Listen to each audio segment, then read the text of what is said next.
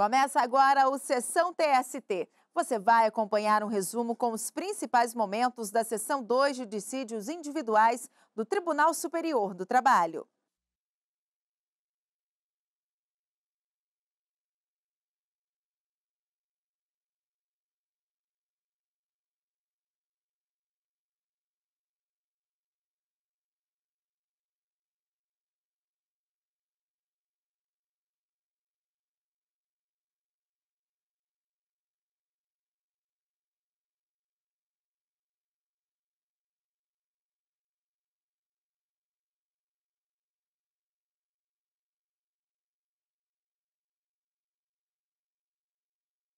Esteja à vontade.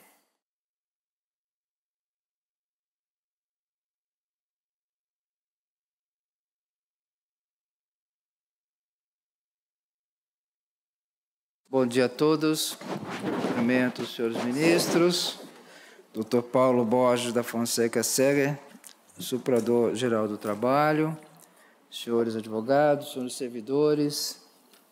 Declaro aberta a sessão da subseção de dissídios individuais 2, na data de hoje. Vamos prosseguir com o pregão dos processos em preferência. Pregão. Relator excelentíssimo, senhor ministro Douglas Alencar Rodrigues, processo RO 667, dígito 69 de 2013, em que são partes Rita de Cássia Chaves, Pinheiro Gavaza e Banco Bradesco S.A. Ministro relator com a palavra. Senhor presidente, senhoras e senhores ministros, recurso ordinário interposto contra acórdão lavrado pelo Egrégio 5º Regional em mandado de segurança. Na hipótese presente, a ação de segurança se volta contra o indeferimento de antecipação dos efeitos da tutela, pretendido nos autos da ação originária, com o escopo de reincluir a impetrante na folha de pagamento do banco empregador até nova concessão do auxílio-doença acidentário ou a sua conversão em aposentadoria por invalidez. Na linha da súmula 414, item 3, a superveniência da sentença implica a perda superveniente do interesse de agir, o que conduz à denegação da segurança. Estou, portanto, senhor presidente, votando no sentido da denegação da segurança ante a perda superveniente do interesse de agir e, evidentemente, declarando prejudicado o exame do recurso ordinário adesivo interposto nos presentes autos. Senhores ministros. Senhor presidente. Ministro Alexandre Negra. Queria fazer uma ponderação ao ministro Douglas e que talvez até nós possamos firmar um entendimento em relação a essa questão que eu acho que é bastante sensível. Nesse mandado de segurança, que foi impetrado pela empregada, ela não obteve a concessão da tutela antecipada na reclamação trabalhista e o objetivo dela era a reinclusão na folha de pagamento até nova concessão do auxílio-doença acidentário ou a conversão em aposentadoria por invalidez. A segurança ela foi concedida liminarmente e confirmada pelo TRT, dando origem, então, ao recurso ordinário interposto pelo Banco Litisconsorte, que é exatamente este que está em julgamento. Houve a perda superveniente do interesse processual, porque, como informa o eminente relator, foi proferida a sentença no feito matriz, mas sentença favorável à empregada, confirmação da tutela antecipatória em todos os seus termos. Então, ela estava com o mandado de segurança dela aqui tramitando, né? Mas tramitando em razão do recurso ordinário do banco, quando sobreveio a sentença que fez com que ela perdesse, esse mandado de segurança perdesse o objeto.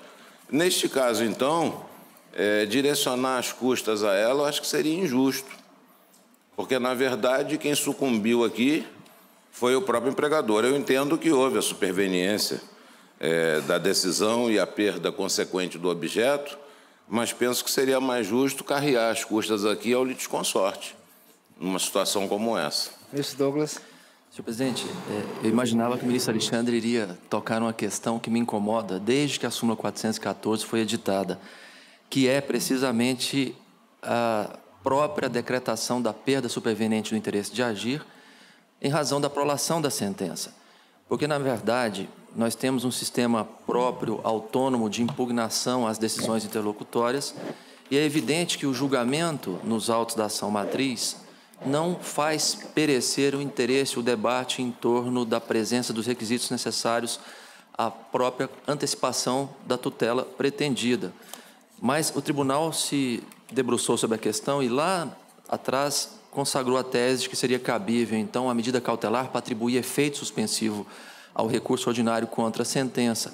Essa é uma questão processual extremamente interessante, porque a cautela tem limites, pressupostos próprios, ao passo que a tutela antecipada, a antiga tutela antecipada, estava fundada em também limites e pressupostos diversos. Me parece, presidente, que quando o tribunal aludiu à existência da medida cautelar, ele praticamente renunciou à possibilidade de enfrentar a presença ou não dos elementos necessários à antecipação dos efeitos da tutela. Este caso é emblemático, porque Sua Excelência, ministro Alexandre, pondera, a parte tem o direito foi reconhecido, e foi reconhecido no mandado de segurança. Sobrevém a sentença, perde o interesse de agir, ou ela vai ter que deflagrar uma execução provisória de obrigação de fazer, pendente o recurso ordinário, quando esse direito que ela diz possuir já fora certificado numa decisão interlocutória impugnada no presente mandado de segurança.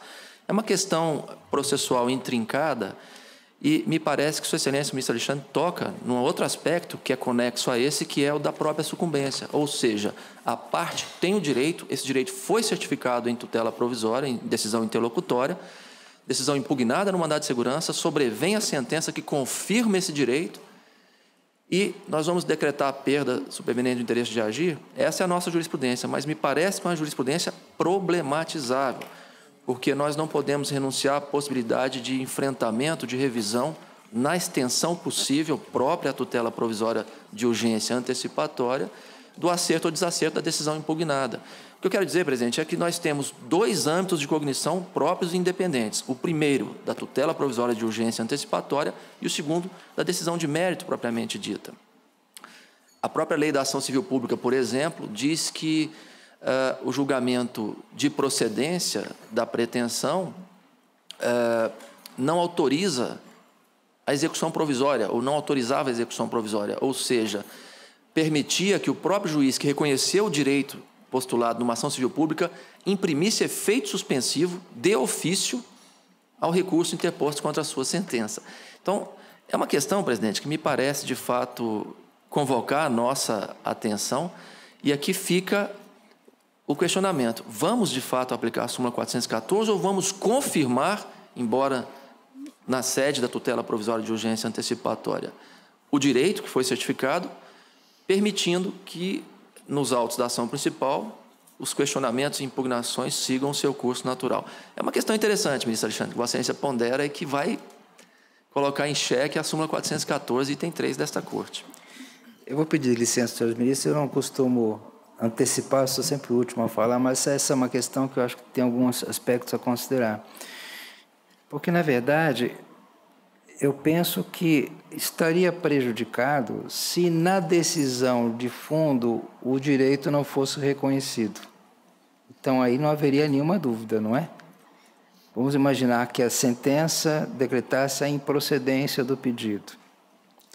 Então, concedido ou não o mandado de segurança, me parece que o mandado de segurança perderia o objeto, nessa hipótese. Estaria superado.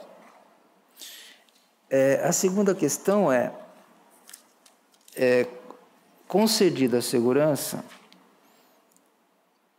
se a sentença também conceder a antecipação de tutela, também me parece que o mandado de segurança perderia objeto, porque aquela pretensão requerida na ação mandamental estaria sendo tutelada na sentença. Agora, aqui é uma situação que nós precisaríamos ver, primeiro, se houve essa antecipação de tutela na sentença. Se não houve, correria o risco de o reclamante ter uma ordem de reintegração, né, me parece que é o caso, não confirmada na sentença em antecipação do tutela, e ele acabar não sendo reintegrado, embora com provimento judicional favorável a ele. Então, são várias hipóteses, né? Eu vou pedir licença aos senhores ministros, eu vou ficar com isso em mesa, porque eu vou pedir ao setor de jurisprudência que me traga os precedentes do item 3 da súmula 414 para verificar exatamente a que o item 3, a que hipótese o item 3 se referia. E quem sabe nós possamos retomar esse debate com um pouco mais de riqueza. Ministro Alexandre. Eu, no momento, senhor presidente, na verdade, eu estaria propondo apenas a questão das custas, sem entrar no debate do restante. Neste caso aqui, não foi dada a antecipação de tutela, ela entrou com mandado de segurança, então, no mandado de segurança foi dada a antecipação e aí houve o recurso ordinário. Nesse meio tempo, a sentença foi favorável a ela, concedendo tudo aquilo que ela postulava. Eu, nesse momento, eu estaria me surgindo apenas quanto ao fato dela ser condenada em custas. Sim. Mas eu penso que esse debate mais amplo ele é interessante, sim, sem dúvida. Vossa Excelência provocou um pequeno debate que transformou numa grande tese a partir da observação do ministro Douglas, né?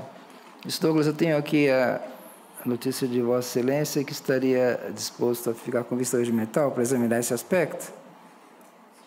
Sim. Presidente, o ilustre advogado não... E aí eu asseguraria a palavra no retorno, não é, doutor Eli?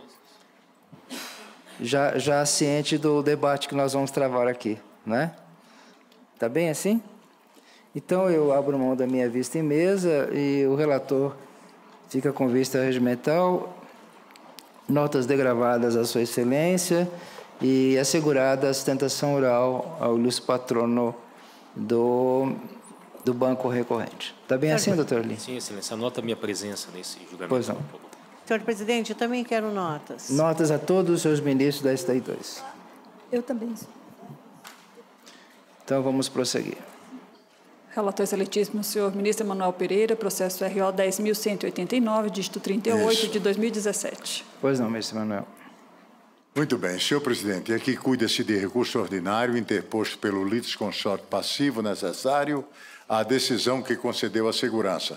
Com a superveniência da sentença nos autos originários, o mandado de segurança perdeu o objeto, porque a decisão que deferiu o pedido de tutela provisória foi substituída pela sentença, fato a ensejar a ausência de interesse jurídico a ser tutelado, com a consequente denegação da segurança na forma do artigo 6º, parágrafo 5º da Lei 12.016/2009, aqui em incidência do item 3 da súmula 414 do TST, presidente. Eu estou conhecendo do recurso e, no mérito, dar-lhe provimento para denegar a segurança. Tá bem. Então, doutor Eli, também só se reporte, seus representantes do Ministério Público também, seus ministros estão de acordo, a decisão unânime, temos o voto do relator. Vamos ao próximo.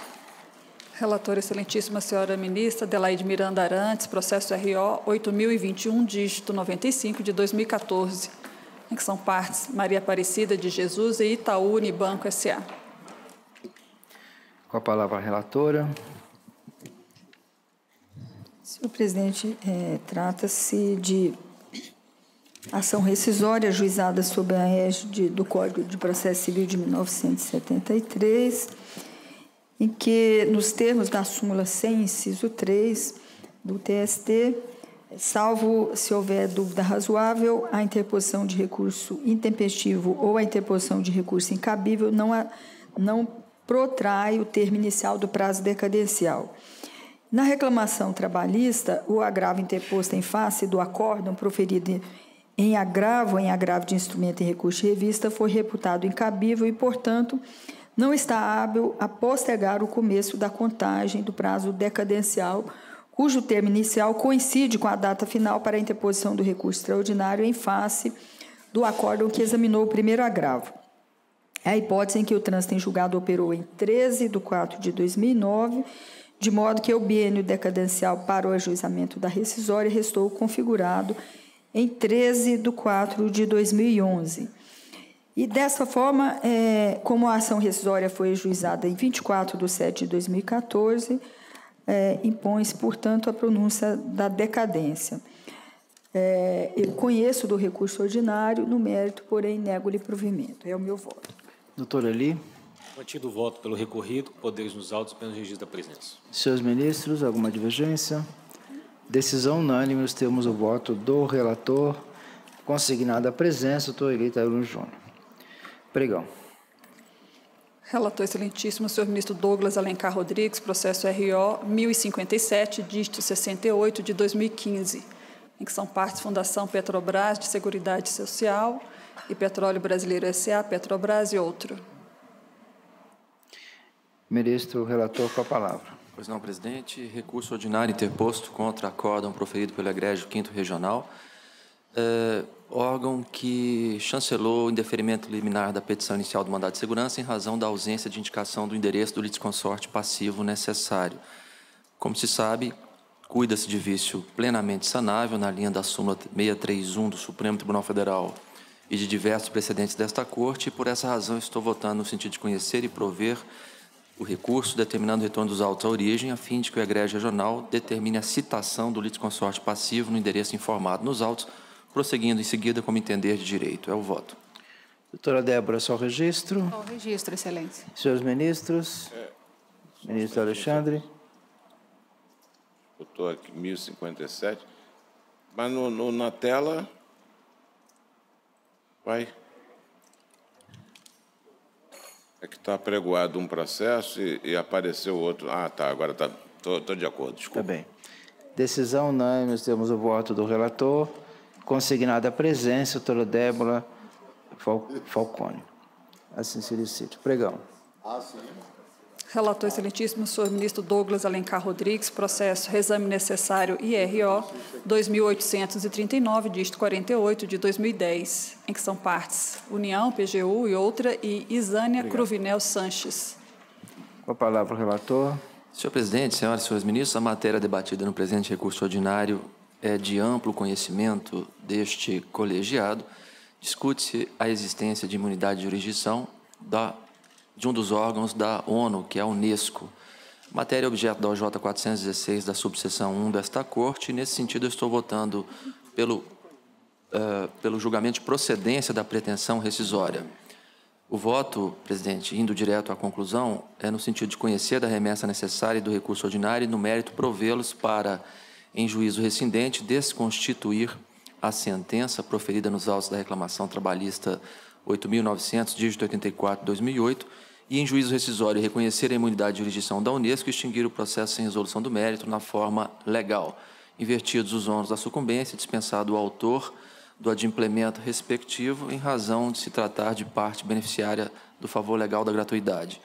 Ainda são devidos honorários arbitrados em 10% sobre o valor da causa, cuja exigibilidade na forma legal fica suspensa por 5 anos,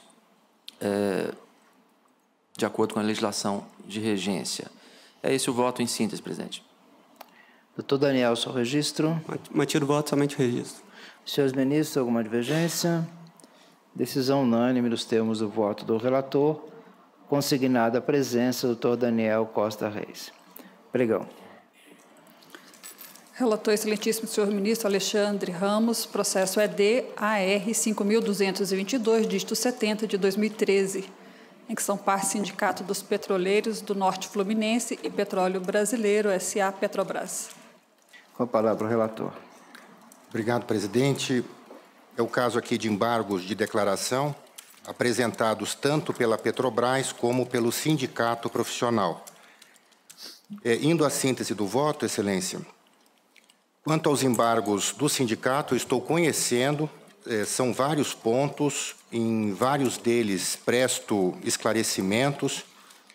No que tange ao acordo judicial, eu conheço e provejo para esclarecer, aduzindo que o acordo não tem o efeito pretendido pela parte embargante, seja porque é um acordo de 2013 e o julgamento ocorreu em 2018, e o acordo diz respeito a procedimentos da execução, considerando a realidade vigente à época. No que tange a violação, aqui, a ausência de pré-questionamento do artigo 7º, inciso 5º, declaração de inconstitucionalidade de legislação infraconstitucional, não provejo os embargos de declaração contra esses temas.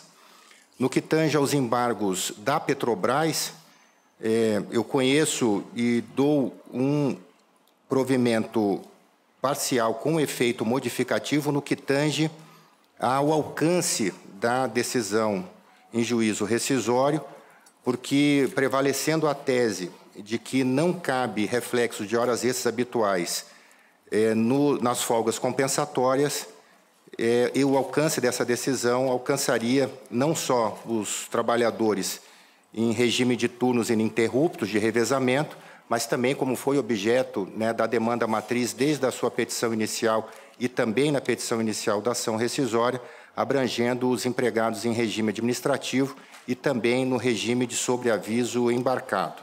Então, em síntese, Excelência, esse é o provimento com efeito modificativo, corrigindo o dispositivo do acordo embargado que proponho ao colegiado. Senhores ministros, decisão unânime nos termos do voto do relator, consignada a presença da doutora Camila Gomes de Lima e também da doutora Beatriz Pereira dos Santos. Assim se decide. Temos alguma vista, não? Senhores ministros, lamentavelmente, não tendo mais processos em condição de julgamento, declaro encerrada a sessão, agradecendo a participação de todos.